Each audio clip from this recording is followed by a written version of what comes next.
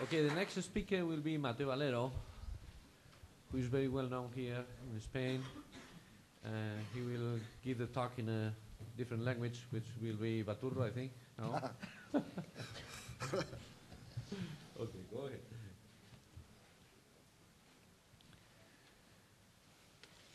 Como tenemos poco tiempo, mientras se prepara la charla, pues quiero deciros que estoy muy contento. Buenos días a todos. Estoy muy contento de estar aquí, de haber sido invitado, pero sobre todo porque creo que es importante celebrar buenos eventos como este y dentro de ellos una de las cosas que me gusta mucho es reconocer la labor de la gente pionera. E indudablemente el profesor Rafael Portancasa ha sido pionero en muchas actividades.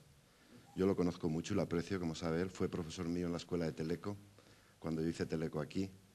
Luego hemos coincidido, pues yo he venido aquí muchas veces, en el 84 era decano de la Facultad de Informática de Barcelona y venía muchas veces aquí, cuando estaba la facultad.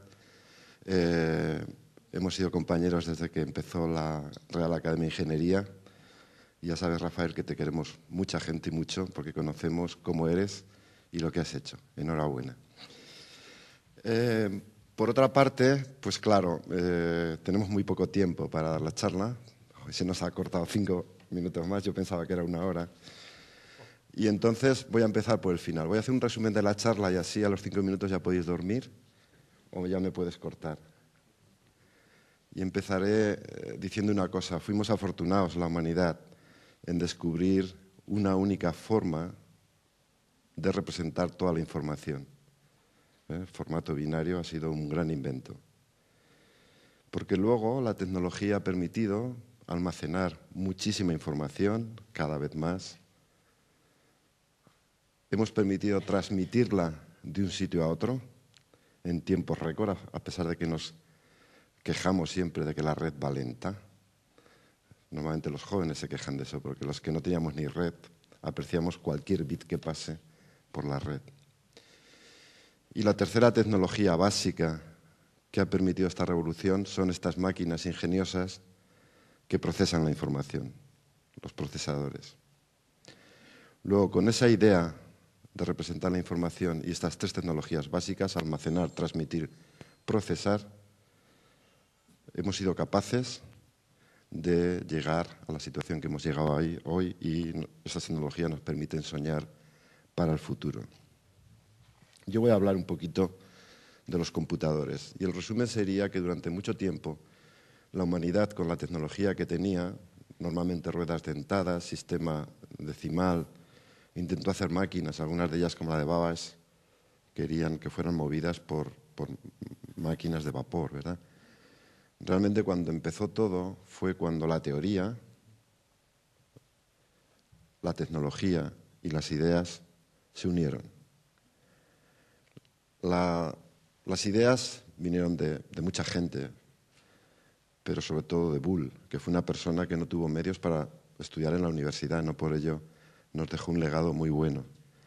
La tecnología en aquella época ya olvidándonos de las ruedas dentadas, fue la válvula de vacío.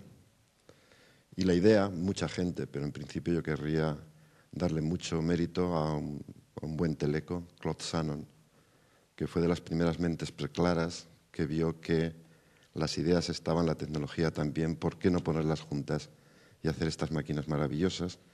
Luego hay muchas máquinas posteriores, ¿verdad? Pero no estaríamos aquí si no hubiera habido un gran invento que fue el efecto transistor. Una cosa que no mereció ni una línea en los periódicos, no, la gente no le dio importancia. Y claro, este transistor lo que nos ha permitido, la tecnología ha permitido hacerlo cada vez más pequeñito. De forma que les puedo decir que donde hace unos años la superficie que ocupaba un transistor, estamos metiendo ahora, poniendo millones de transistores. Cada vez más pequeñitos. Sabéis que cada 18 meses más o menos se duplicaba la densidad, la ley de Moore. Y entonces los arquitectos de computadores, entre los cuales con mucha humildad me encuentro yo, intentábamos aprovecharnos de esa tecnología y hacer procesadores cada vez más rápidos. Y lo logramos a una velocidad un poquito superior a la ley de Moore. Cada 18 meses éramos capaces de producir procesadores que eran más del doble de rápidos que lo anterior. Así, durante más de 40 años, hasta que nos encontramos con muchos límites. La base era hacer transistores más pequeñitos. La operación a hacer, como veréis, es la misma. Podemos dividir en etapas, como hizo Henry Ford para hacer coches. Podemos hacer que el trabajo en cada etapa sea menor, los transistores más cerquita. Podemos hacer que la frecuencia sea mucho mayor. Y esa ha sido la base para que un procesador fuera más rápido. Y así hemos estado hasta que hace 5 años tiramos la toalla y dijimos, es imposible. Estos tecnólogos siguen con darnos más y más transistores y nos han puesto en un aprieto porque no sabemos utilizar esos transistores para hacer procesadores más rápidos. Y como somos muy astutos y queremos continuar con nuestro trabajo un poquito más de tiempo, dijimos, pues vamos en el tamaño de un chip, entre 4 y 6 centímetros cuadrados de silicio, vamos a poner más de un procesador. De forma que sabéis que ahora ya hay chips con muchos procesadores, 8, 16, y como la ley de Moore va a continuar 8 o 10 años hasta que los transistores sean tan pequeñitos que ya no podamos hacer con ellos biestables, pues resulta que vamos a tener dentro de 8 o 10 años chips que van a ser utilizados en los laptops, que tendrán centenares de procesadores, cada uno de ellos tan potente como los actuales, pero no más. Ahora el problema está cómo programar esos laptops, porque Microsoft e Intel estaban muy contentos, por decir dos empresas todas, ¿no? Porque la tecnología permitía más transistores, los arquitectos hacían procesadores más rápidos, el software se podía reutilizar, porque la mayor parte del software es secuencial. Pero ahora, si queremos aprovechar las ventajas de la tecnología, tenemos que cambiar la forma de programar. Y qué mejor que decirlo en una escuela de informática. Ahora realmente es cuanto más necesitamos a los jóvenes para que nos ayuden a continuar en esa carrera que significa que los procesadores, que van a ser igual de rápidos para muchos, puedan ser utilizados de manera conjunta para ir más rápido. Tenemos un grave problema. Pero claro, el utilizar más de un procesador, ya lo sabemos. Llevamos más de 30 años construyendo máquinas que tienen más de un procesador, donde varios procesadores trabajan conjuntamente ejecutando un mismo programa, por ejemplo, invirtiendo una matriz. Ya sabemos usar esas máquinas y a las máquinas más rápidas se les llama supercomputadores. Pero fijaros, a nivel de laptop, pero también a nivel de teléfono, vamos a tener muchos procesadores. Necesitamos la forma de programar. A nivel de supercomputador, como no vamos a tener procesadores más rápidos, durante muchos años hemos estado también diciendo, la próxima generación tendremos procesadores más rápidos, 18 meses. Y además somos capaces de juntar más, y además somos capaces de programarlos. Ese chollo se ha acabado. La única forma que va a haber de hacer supercomputadores mucho más rápidos que los actuales, y los necesitamos, es construyendo máquinas con millones de procesadores. Y el problema, tendremos en el laptop problemas de paralelismo entre 100 y 1000, en los supercomputadores tendremos problemas de paralelismo de cientos de millares de procesadores que han de trabajar juntos. Y el mensaje, el último que quería decir, solamente podremos avanzar ahí si hacemos en nuestras universidades equipos interdisciplinarios, donde haya expertos en aplicaciones, métodos numéricos, modelos de programación, arquitectura de computadores. Y solamente podremos tener esos equipos interdisciplinarios si empezamos a formarlos. Y era el segundo mensaje. Hablamos mucho de Bolonia. Bolonia hay que seguir, ¿verdad? Hay que cambiar la estructura, pero yo creo que en nuestras universidades ya podemos empezar cambiando los contenidos. Nadie nos obliga a no cambiarlos, ¿verdad? Y dentro de esos contenidos de informática, conceptos como matemáticas, algoritmos paralelos, lenguajes de programación, arquitectura de computadores, creo que son básicos para que esta ciencia avance al mismo ritmo que ha avanzado durante los últimos 50 años. ¿Y cómo avanza la ciencia? Pues lo primero, este señor, que quizá la mente más preclara que ha habido en la humanidad, dijo, bueno, ¿por qué cae la manzana y no la luna? Hizo experimentos, ¿no? Y veía, la manzana es más gorda, cae más rápido, cae menos rápido. La experimentación fue básica, es básica para que avance la ciencia, pero la teoría es tan importante o más. Para hacer cualquier cosa necesitamos la teoría, necesitamos las matemáticas y física. Yo recuerdo que me invitaron a una universidad politécnica para que defendiera que a los críos de muy jóvenes se les enseñara ya tecnología. Digo, a usarla sí. Lo que hay que enseñarles es matemáticas, a pensar y física. Pero bueno, es mi opinión. Si hubieran sabido eso no me hubieran invitado, pero yo creo que ese es el riesgo que tiene de invitar a personas que debemos decir lo que pensemos, aunque estemos equivocados, y eso siempre. Entonces, él llegó a esa conclusión, ¿verdad? Cómo se atraen, es recordar cómo nos machacaron con esas fórmulas. Experimentación, teoría. Eso ha hecho avanzar la ciencia y la ingeniería durante muchos años, pero a veces lo que pasa es que es caro. Si solamente tenemos esas herramientas es muy caro, por ejemplo, diseñar aviones, o es muy peligroso. A veces no se puede experimentar, porque en el experimento podemos hacer cosas no muy correctas, ¿verdad? O a veces es imposible. Y entonces lo que ha pasado es que los informáticos hemos ayudado a que avance la ciencia y la ingeniería mediante la simulación, mediante el uso de esas máquinas ingeniosas que cada vez las hemos hecho mucho más rápidas y que vamos a continuar durante muchos años en esa línea. Y la simulación, como sabéis, no es más que hay un experto en un campo, puede expresar aquello en matemáticas, se puede programar y según cómo lo programemos podemos usar supercomputadores para obtener resultados, ¿verdad? Y fijaros lo que hizo Newton, tenía esa formulita, pero ¿qué pasa si queremos ver cómo evoluciona el universo? Hay muchos cuerpos, ¿vamos a hacerlo a mano? Porque la fórmula es la misma, básicamente, ¿eh? Vaya la que nos dejó aquel señor, ¿eh? Por tumbarse a echar la siesta después de comer debajo de los árboles.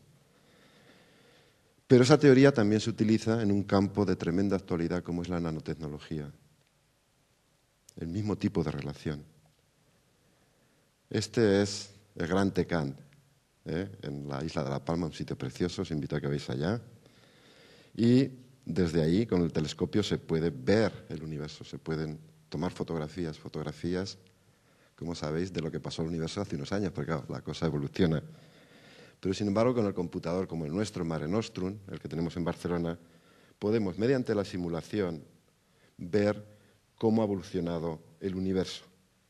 Los expertos pueden meter programas. Este es un problema que tienen las versiones de PowerPoint, ¿verdad? En el PowerPoint que hay aquí no hay la movilidad, es un error, perdonar. Podemos ver realmente, esto es una evaluación que ha hecho Gustavo Yepes de la Universidad Autónoma de Madrid. Podemos ver cómo evoluciona el universo, no tenemos laboratorio, pero tenemos teoría.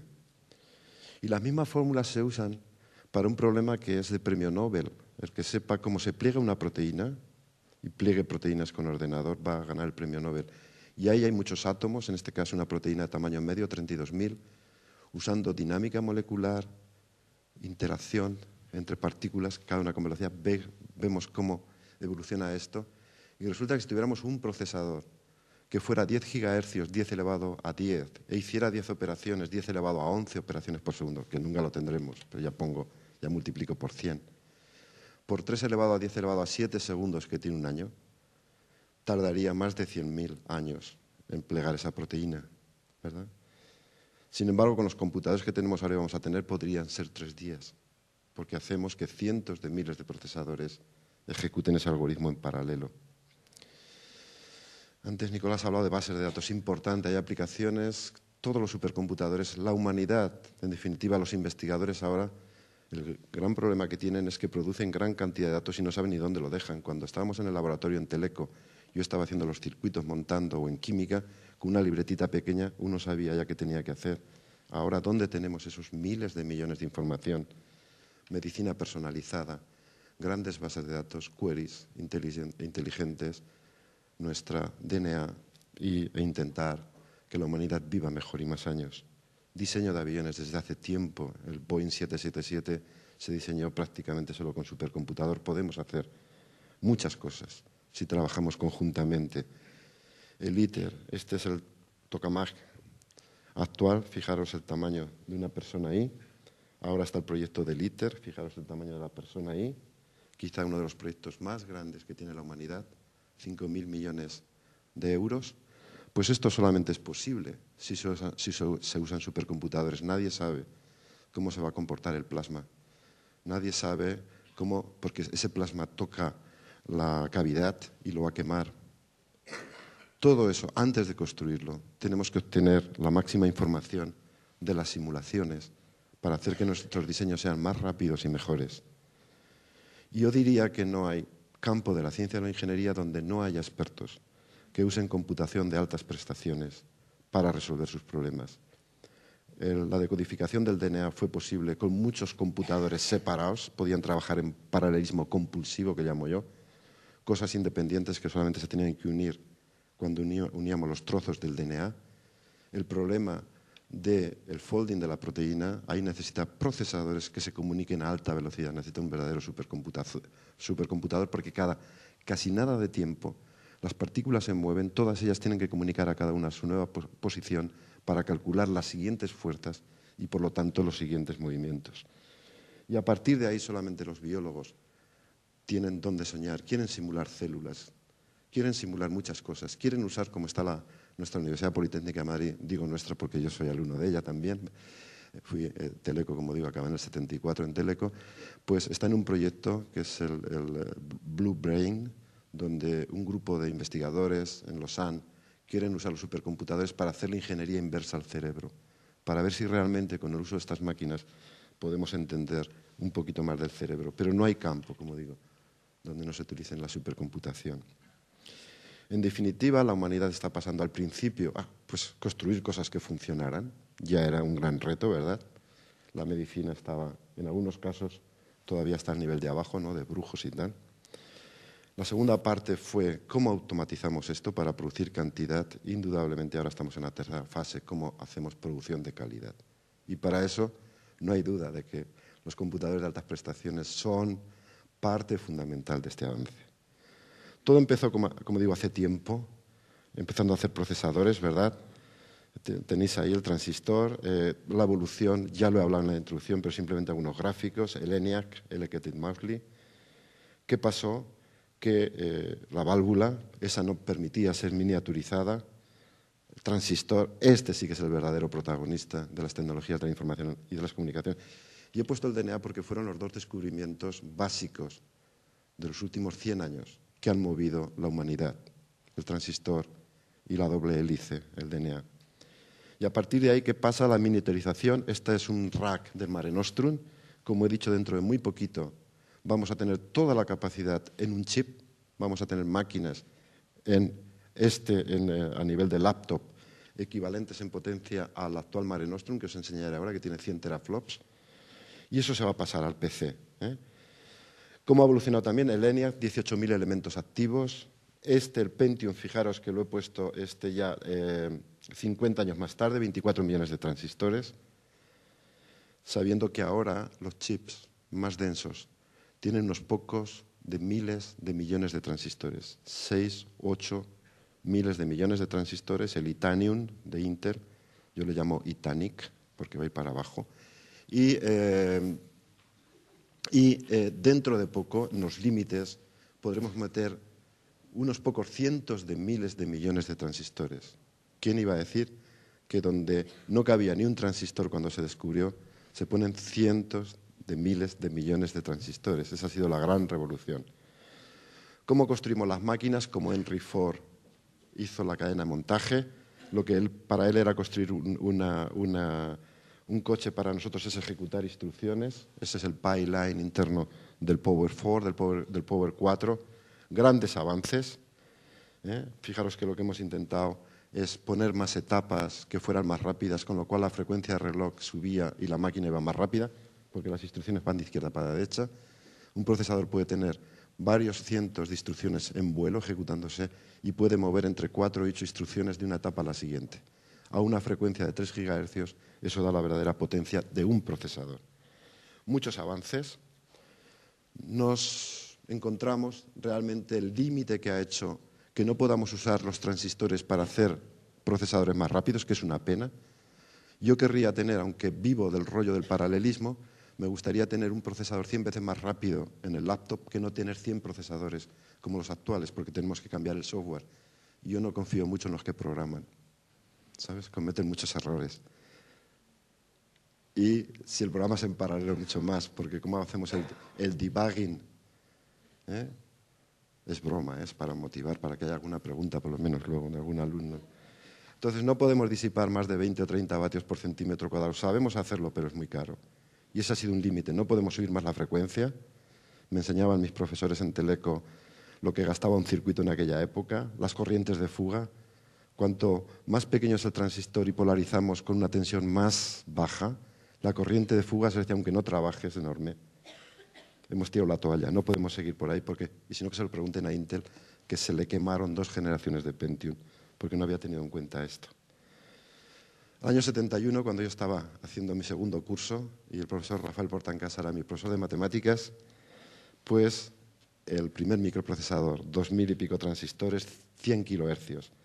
Pongo para que 30 años después veamos que iban a 1,5 gigahercios y tenían 42 millones de transistores. Pero además en pocos meses el Pentium subió de velocidad y tal. La siguiente generación se les quemó. Los circuitos no aguantaban esa frecuencia porque producían tanto calor que no se le puede quitar ese calor. Si nos molesta hasta el ventilador, fijaros si tuviéramos que enchufar una manguera de agua fría. A ver dónde tienes el agua, ¿no? Porque sería un problema.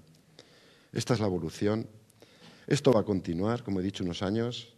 Vamos a hacer los multicore. Voy rápido porque quiero hablar un poquito de supercomputadores. Me quedan 8 minutos. Vamos a poner varios procesadores en un chip. El pionero fue IBM con el Power 4 hace casi 10 años. Vamos a tener centenares de procesadores. Abre un nuevo tema para investigar, no solamente en arquitectura, yo creo que más en software, como he dicho. Vamos a hacer tecnologías 3D. Vamos a poner los circuitos uno encima de otros para la latencia de memoria. Vamos a producir circuitos, estamos cerca ya de 1 teraflop de velocidad que fue alcanzada la primera vez en el año 91 o 93, no me acuerdo, con 10.000 Pentiums, trabajando en una sala a 200 metros cuadrados. Esto lo tenemos ahora en 4 centímetros cuadrados. Vamos a especializar el hardware. Si queremos hacer operaciones sobre la base de datos y solamente queremos hacer esas operaciones, nosotros arquitectos podemos hacer hardware especializado, orientado a esas cosas.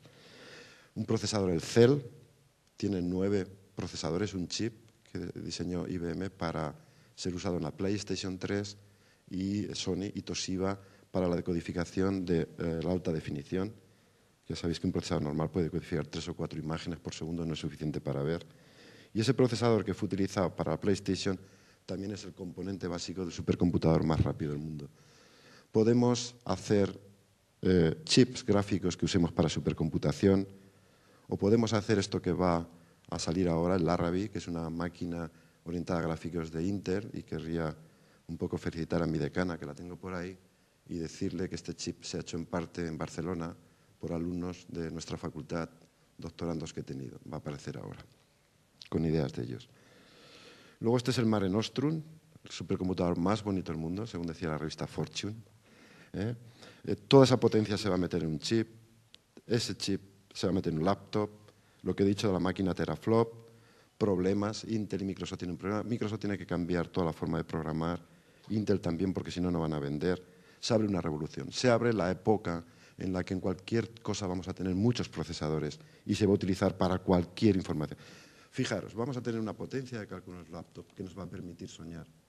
Vamos a poder simular la realidad, la física, pero a nivel local. Eso nunca se pudo hacer. Fundamental para el avance de la ciencia. Y para ello, esto es lo que más ilusión me hace. Yo nací en un pueblo muy pequeñito, muy humilde, familia muy humilde, pero le pusieron al colegio mi nombre. Entonces la uso en honor a ellos.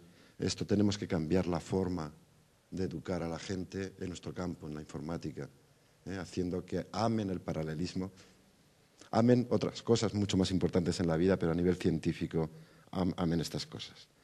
Supercomputadores, siempre se han hecho máquinas muy rápidas, los Cray, los vectoriales eran... Ahora, como digo, se hacen haciendo que muchísimos procesadores trabajen conjuntamente, muchísimos. ¿Cuántos? Pues algunos pocos centenares de miles de procesadores. Se construyen haciendo nodos y juntando esos nodos con redes de interconexión que yo las aprendí en Teleco aquí. Las centrales telefónicas de hace 50 años son la base para comunicar los procesadores. Este es la máquina más rápida, se clasifican cada 2 veces al año, y este es el Roadrunner, que está hecho con procesadores Cell y que ha pasado en el test del algodón, que le llamo yo el LIMPAC, un programa que tiene que resolver un sistema de ecuaciones, ha superado la barrera del petaflop, 10 elevado a 15 operaciones. Dentro de esa línea y como consecuencia de muchos años de trabajo, empezando cuando esta facultad empezó un poquito más tarde, porque la Facultad de Informática, como sabes muy bien Rafael, estuvo ahí, apareció en 77, 78, San Sebastián, Madrid, Barcelona, luego escuelas y tal. Pues en Barcelona empezamos a hacer un centro, nos dedicamos a la arquitectura de computadores y a los procesadores paralelos y después de muchos años de crecer, hacer las cosas yo creo que razonablemente bien, el Ministerio de Iniciativa del Gobierno Central se hizo el Barcelona Supercomputing Center, que es el Centro Español de Supercomputación, es el laboratorio español de supercomputación. Damos servicio a todos los investigadores españoles y hacemos investigación. Somos mucha gente, somos más de 200 personas, habíamos sido creados para ser 100 hace 3 años. Somos más de 150 investigadores, 175, de los cuales somos 65 no son españoles. Es un punto de atracción de riqueza humana que es muy importante. Esta es la iglesia que está en Pedralbes, donde el rector está por ahí al lado. Cuando yo era el decano el año 84, vino el señor obispo y se desacralizó. Usamos la iglesia para dar clase, para conciertos, y ahí es donde metimos el computador. Yo os tengo que decir que mi madre, que es muy religiosa, no fue al colegio, no pudo ir a la escuela, al colegio, a la escuela. Estuvo un mes sin hablarme porque me dijo que me iba a condenar por meter la máquina ahí, ¿no? Y luego ya la ha convencido que no, que eso ha sido bueno para ella para que vaya al cielo más rápido. Entonces, ahí tenemos la máquina. Se construye muy sencillo, 2 procesadores en cada chip, 4 procesadores, 8 GB. Esto es un Blade, disco, se meten en racks, en cajones, y ahí tenéis la forma de construir el Mare Nostrum, que fue una máquina que durante 2 años y medio ha sido la más rápida de Europa. Hemos sido número 4 y 5 en el mundo. Y la tecnología, ahora somos el 26, el próximo mes en Austin hay una nueva clasificación, podemos bajar al 50. Estos son la fibra óptica que conecta las placas. Ojo que el fotógrafo era muy bueno, impresiona más aquí que en la realidad. Lo tenemos en una caja de vidrio de 12 por 9 y es realmente impresionante. Es impresionante. Yo creo que fue la contribución más grande que hizo nuestro rector a la ciencia, el decidir que se metiera en una iglesia. Yo siempre explico, ¿cómo no lo va a hacer si es comunista, era comunista, ¿no? Qué mejor uso. Esos son los rankings. Luego lo que hicimos fue, cuando hicimos el upgrade, creamos la Red Española de Supercomputación. Sabéis que el nodo segundo más potente con la mitad del Mare Nostrum lo tiene la Universidad Politécnica de Madrid, en el CESBIMA. Hicimos la Red Española de Supercomputación, con lo cual todos trabajan coordinados, se puede hacer grid. Y esto va rápido, cambiar el PowerPoint, hay problemas. Tenemos otras máquinas, por ejemplo, esta memoria común. Como decía Nicolás, tenemos 6 petabytes de almacenamiento hace 2 años. Los investigadores producen mucha información. Y luego tenemos un prototipo, estamos haciendo una máquina, tengo 40 investigadores trabajando con IBM para hacer una máquina que sea 100 veces más rápida que la que tenemos. Ya tenemos un prototipo y en 2 racks tenemos casi 20 teraflops en 2 racks y estamos usando el CEL. Estamos codiseñando con ellos el siguiente procesador CEL, que será entre 10 y 100 veces más potente que el actual. Hacemos muchos proyectos. La ciencia, como digo yo, tenemos que producir, sobre todo los ingenieros, buenas ideas, publicarlas en revistas y congresos, pero es nuestra obligación hacer cosas con las empresas para crear riqueza en nuestro país, que es España. Uno de los proyectos que estoy más orgulloso es con Repsol. Llevamos 2 años ayudándoles a mejorar la probabilidad de que encuentren petróleo en el Golfo de México. Ahora, de cada 10 pinchazos, 1 obtienen, son plataformas que valen más de 100 millones de euros.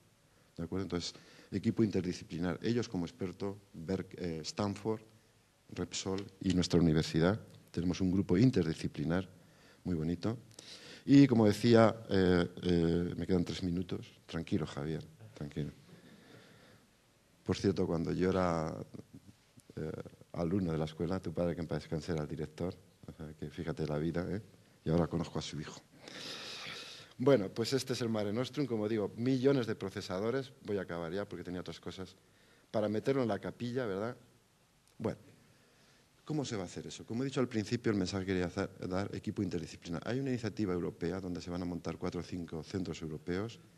Nuestra ministra ya firmó, desde siempre, el Barcelona Supercomputing Center era uno de los 5 candidatos. Ahora ya es a nivel oficial, es el PRACE. Y para ser seleccionado, una de las condiciones es que Europa tiene que producir parte del computador. Nosotros cumplimos con el trabajo en IBM. Vamos a hacer una máquina de más de 10 petaflops. Y para ello estamos un equipo interdisciplinar, pasa esto rápido, donde estamos desarrollando, ya están funcionando 4 aplicaciones altamente paralelas. Siesta es un programa muy español de los físicos, ¿verdad?, que tenían la versión secuencial, ahora se ejecutan más de 10.000 procesadores. RTM es lo que estamos haciendo para Repsol. Alia es una dinámica de fluidos donde hay muchas aplicaciones, y para el ITER estamos haciendo lo del plasma.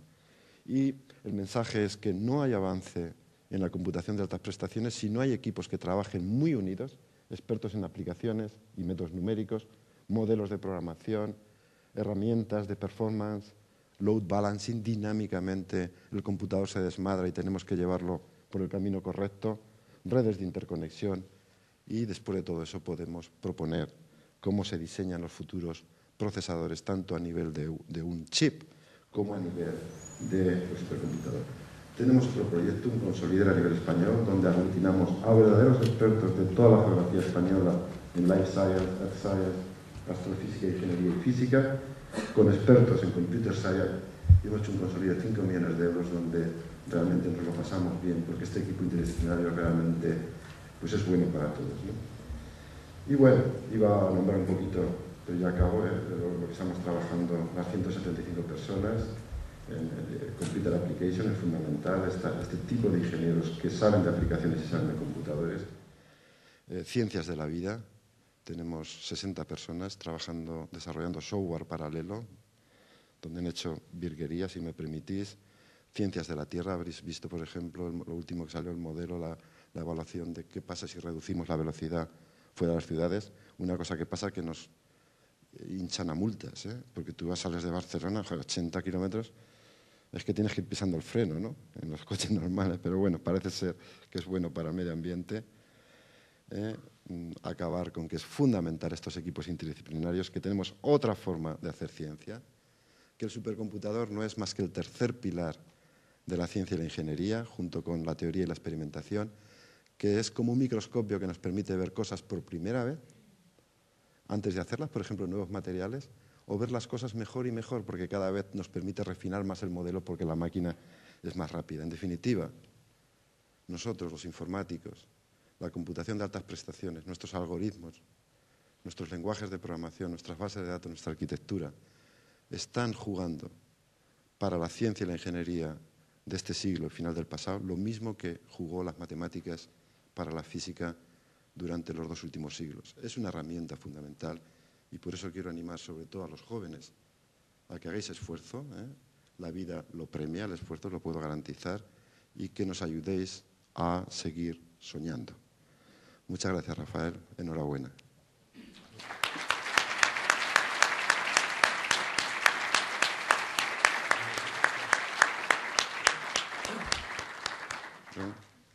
Una cuestión, una pregunta. En el fondo.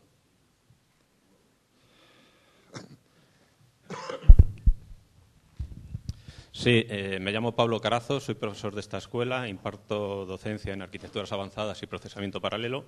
En primer lugar, unirme a las felicitaciones al profesor Rafael Portancasa, y quería hacerte una petición y una pregunta. La petición es que, dada tu enorme influencia, si pudiera aprovecharse, procesamiento paralelo es posible que no estén en los siguientes planes de estudio. Me parece que de tus palabras se deduce que es importante, y a ver si se puede arreglar. Y la pregunta en concreto, has hablado poco del software, y te quería preguntar si una posible solución puede ser la memoria transaccional en su versión hardware o en su versión software. Muchas gracias. Por la segunda, ese fue el tema. Bueno, luego te diré lo que te pago por la pregunta, ¿no? Porque este fue el tema que motivó a Microsoft para contactar con nosotros hace 3 años y ser el primer grupo mundial trabajando con ellos en el tema memoria transaccional, arquitectura de computadores. Y tenemos un centro donde hay 18 personas, y como digo yo, no hay ningún español ni catalán, son todos extranjeros que están trabajando para Microsoft haciendo investigación puntera. La memoria transaccional, el concepto es un concepto que viene de bases de datos de hace muchos años. Implementación eficiente puede ser una ayuda para tratar en todos los modelos, en todos los programas paralelos, para trabajar, como tú sabes bien, con los semáforos, que es un nightmare, es una pesadilla programar, por eso decía que los programas, en plan jocoso decía, ojo, que no me fío de los programadores porque tienen una labor mucho más difícil que la nuestra. El hardware, a nada que hagas, funciona, ¿no? Porque esos son bits, pero el software le cuesta un poquito más, ¿no? Entonces, nosotros tenemos un centro, hemos creado un centro, Barcelona, BSC Microsoft, donde vamos a crecer a 30 personas, vamos buscando doctorandos brillantes, tengo muchos, por ejemplo, de Serbia, de Bulgaria, de Turquía, los números 1 vienen allá, ahora vienen 7 personas más antes de Navidad, y puede ser, aunque puede no ser la alternativa. Si tuviera más tiempo os diría que la gente de programación debería ser muy seria con sus modelos de programación, porque no hay grupo que no tenga 5 modelos de programación, eso pasa en mi grupo. Todos ellos son muy buenos, pero nadie los prueba, porque nadie va a escribir aplicaciones grandes, nadie va a escribir con 2 modelos la misma aplicación, ¿eh? Para mí, como arquitecto, como Iron Man, me gustaría que solamente hubiera un modelo de programación, o por lo menos por tipo de aplicaciones. El segundo es que no tengo influencia yo para nada. Ahora, no sé, me han invitado los decanos a que les dé una charla en julio, ya les machacaré con esto, pero yo creo que, pero siempre lo hemos hecho, que hay que retocar la docencia y el tema. Si yo les digo ahora con el modelo transaccional que nosotros estamos usando Haskell, pues la gente se va a tirar de los pelos. Pues mira, estamos usando Haskell como alternativa, ¿sabes? Entonces yo creo que todo avance para la informática en algoritmos numéricos, que no nos vengan con la teoría, porque claro, la teoría es muy complicada. Si queremos ser productivos siendo pioneros, tenemos que tocar la forma en que enseñamos. Hay libros clásicos que no sirven para nada, prácticamente, porque eran todo secuencial, no tenían en cuenta las latencias de memoria.